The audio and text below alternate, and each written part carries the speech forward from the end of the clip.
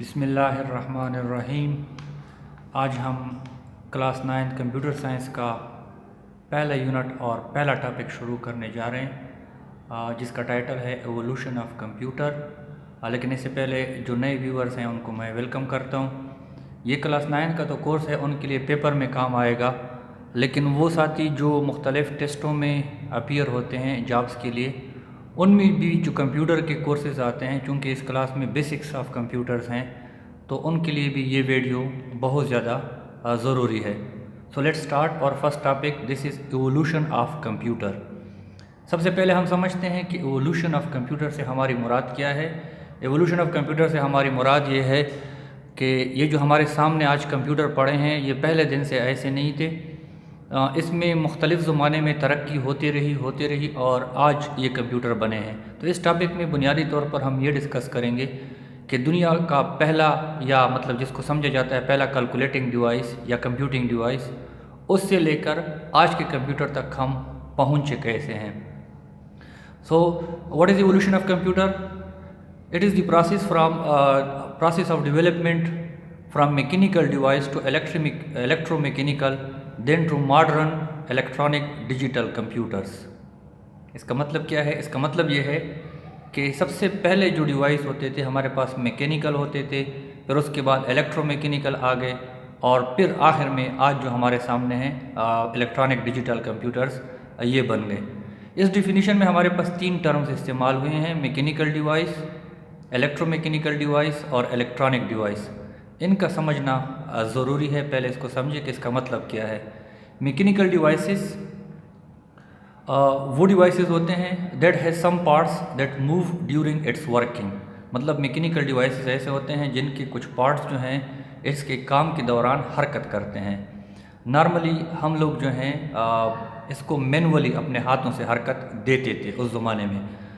फिर उसके बाद अच्छा, इसकी मैकेनिकल डिवाइस की मैं अगर एग्जांपल दे दूं तो एक हमारे पास साइकिल जो है वो एक मैकेनिकल डिवाइस आप तस्वर कर सकते हैं, क्योंकि उसमें हमें अपने पाँव से उसके पेडल को चलाना पड़ता है।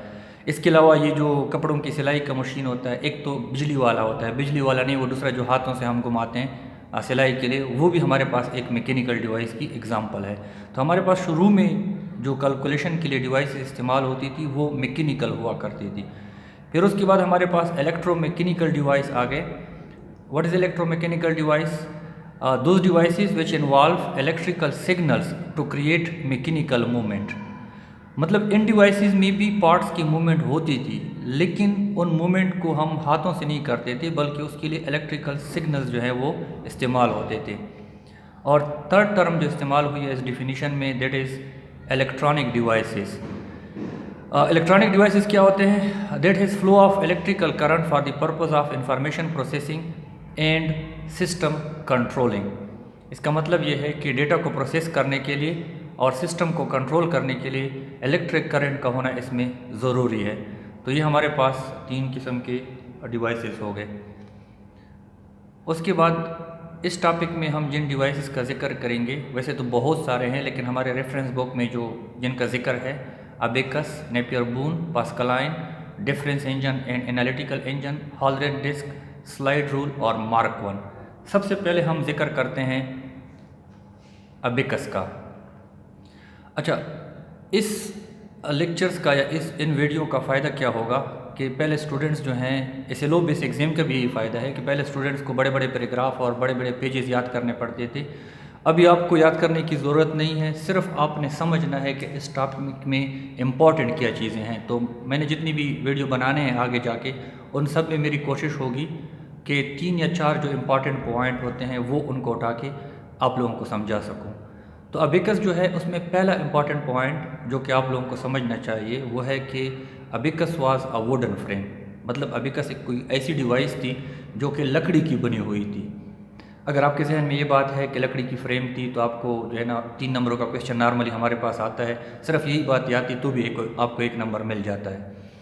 फिर उसके बाद है that frame having parallel rods, और उस फ्रेम में जो है पैरेलल रॉड्स होते थे।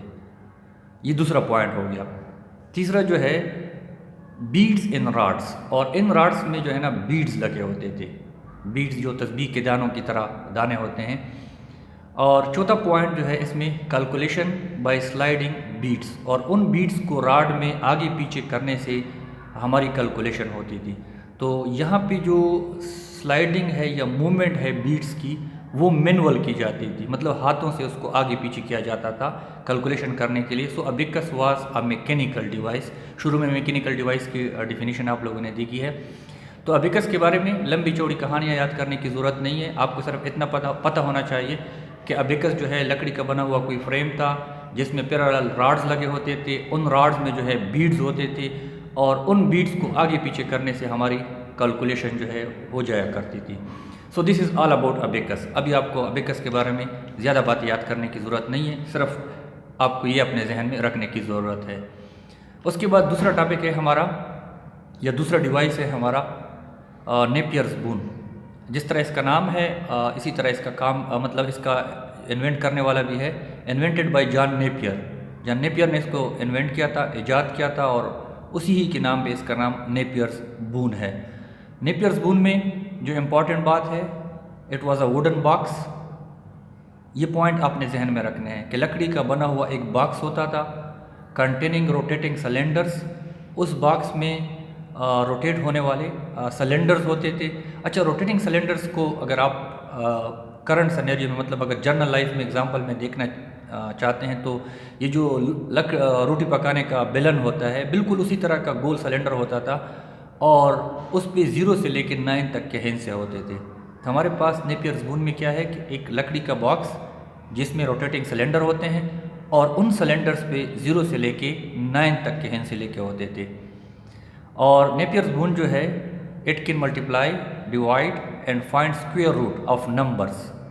ये मल्टीप्लिकेशन कर सकता था, डिवीजन कर सकता था, स्क्वायर रूट मालूम कर सकता था, और इनके मालूम करने के लिए वो क्या करते थे, by simple addition and subtraction.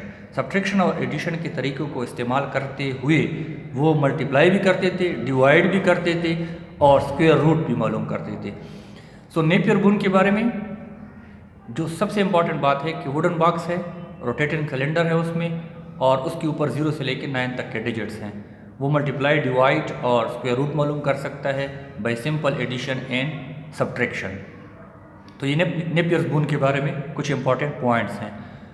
उसके बाद हमारे पास तीसरा जो डिवाइस है पास्कलाइन, जिस तरह इसका नाम है, इसको भी invented by a French mathematician Blaise Pascal. Pascal बहुत मशहूर हैं, अगर आप 9th-10th के स्टूडेंट हैं या 9th-10th को पढ़ चुके हैं तो आपने पास्कल का नाम ज़रूर सुना होगा फिज़िक्स में भी। तो एक मैथमेटिशियन ने उन्होंने इसको ईजाद किया था when he was 19 year of old. अच्छा, इसमें जो इम्पॉर्टेंट बातें हैं, consist of rotating wheels having 10 parts with numbered from 0 to 9। अच्छा, पास्कलाइन में क्या होता था, इसमें व्हील्स होते थे, उन व्हील्स को 10 बराबर हिस्सों में तकसीम किया जाता था और उन हिस्सों के ऊपर जो है हिस्से लेके होते थे 0 से लेके 9 तक। Calculation perform by rotation of wheel, complete rotation move next wheel by 1। अच्छा, इसकी कैलकुलेशन होती किस तरह थी? अगर आपसे कोई पूछता है कि पास्कलाइन में तो पहिए तो होते थे, व्हील्स तो होते थे, नंबर भी होते थे, लेकिन ये कैलकुलेशन करती कैसी थी? तो इसका जवाब है कि इसकी व्हील्स को जब हम घुमाते थे तो इससे कैलकुलेशन होती थी। किस तरह? हमारे पास जो राइट मोस्ट व्हील है, पहला व्हील जो है, उसको जो हम घुमाते थे, वो जब एक पूरा चक्कर कंप्लीट करती थी, मतलब पूरे चक्कर का मतलब है 10 हिस्से जब घूम जाते थे, तो उससे अगला वाला जो है वो एक हिस्सा घूमता था। जिस तरह हम बचपन में एडिशन करते थे, हमारे पास जो वंस होते थे उसके नीचे जब हमारे पास 10 हिस्से पूरे हो जाते थे तो उससे जो कैरी होता था, मतलब आगे टेंस के साथ जमा करने के लिए हम ऊपर ले जाते थे। तो बिल्कुल सिमिलरली हमारे यहाँ पे भी पास्कलाइन में भी इसी तरह होता था कि पहले व्हील की जब रोटेशन कंप्लीट हो जाती थी तो सेकंड वाला जो है उसका एक हिस्सा घूमता था, फिर दूसरी रोटेशन, फिर दूसरा। इस तरह जब इसकी 10 रोटेशन कंप्लीट हो जाती थी तो उनकी भी 10 हिस्से पूरे हो जाते थे। जब उनकी 10 हिस्से पूरे होने से मतलब उसका भी एक रोटेशन कंप्लीट हो जाता, तो फिर थर्ड वन वाला जो व्हील होता था उसका हम एक हिस्सा आगे करते थे। और इसकी मिसाल बिल्कुल इसी तरह है जिस तरह मोटरसाइकिल का स्पीड मीटर होता है, उसमें सबसे राइट मोस्ट हिस्सा जब 10 कंप्लीट करता है तो अगला वाला एक मूव करता है। अच्छा, इसमें जो तीसरा पॉइंट है, हैव स्मॉल स्लॉट और विंडो फॉर रिजल्ट। और इसमें जो है ऊपर पे छोटे छोटे विंडो, कड़कियाँ सी बनी होती थी जिसमें हिस्से होते थे और इन रोटेशन का रिजल्ट देखने के लिए वो कड़कियों को हमें देखना पड़ता था, उधर से हमें रिज़ल्ट नज़र आ जाता था। Can perform addition and subtraction, ये एडिशन भी कर सकता था और सब्ट्रैक्शन भी कर सकता था। तो पास्कलाइन के बारे में इंपॉर्टेंट बात है, invented by French mathematician Blaise Pascal. इसमें रोटेटिंग व्हील्स होते हैं जिसके 10 बराबर हिस्से होते हैं और हर एक हिस्से पे 0 से लेकर 9 तक के हिस्से लेके होते हैं। और कैलकुलेशन के लिए हम व्हील्स को रोटेट करते हैं। जब एक रोटेशन कंप्लीट हो जाती है तो नेक्स्ट वाला व्हील जो है वो एक हिस्सा मूव हो जाती थी। और रिज़ल्ट देखने के लिए हमारे पास स्मॉल स्लॉट या विंडो होते थे और ये एडिशन और सब्ट्रैक्शन के लिए इस्तेमाल होते थे। आज हमने जितने तीनों जो इस्तेमाल डिवाइस जिसके बारे में हमने जिक्र किया, ये तीनों मैकेनिकल डिवाइसेस होते थे और हमें हाथों से ही ये काम करना पड़ता था। सो आज के लिए इतना ही, लेकिन एक रिवीजन हमने एवोल्यूशन के बारे में पढ़ा, एवोल्यूशन ऑफ कंप्यूटर के मैकेनिकल डिवाइस से इलेक्ट्रोमैकेनिकल, इलेक्ट्रोमैकेनिकल से हम आगे फिर डिजिटल कंप्यूटर में, इलेक्ट्रॉनिक कंप्यूटर में। फिर उसके बाद हमने 3 डिवाइसेस का जिक्र किया। सबसे पहले हमने अबेकस का जिक्र किया कि वुडन फ्रेम होता है जिसमें पैरेलल रॉड्स होते हैं, उन रॉड्स में बीड्स होते हैं और बीड्स को आगे पीछे करने से हमारी कैलकुलेशन होती है। फिर हमने नेपियर्स बून का जिक्र किया कि invented by John Napier, wooden box होता है जिसमें रोटेटिंग सिलेंडर होते हैं और उसके ऊपर 0 से लेके 9 तक के हिस्से लिखे होते हैं। फिर हमने कहा कि ये मल्टीप्लाई, डिवाइड और स्क्वायर रूट कर सकता है by simple addition and subtraction. तीसरी चीज़ हमने पढ़ी पास्कलाइन और इसके बारे में हमने कहा कि इसमें रोटेटिंग व्हील्स होते थे जिसके 10 हिस्से होते थे और उस पर 0 से लेकर 9 तक के हिस्से होते थे।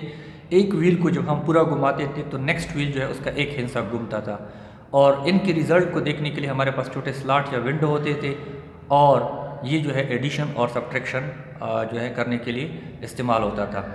बाकी जो डिवाइसेस हैं इंशाल्लाह वो अगले वीडियो में हम देखेंगे। तब तक अपना बहुत ज़्यादा ख्याल रखिएगा। अल्लाह हाफिज़।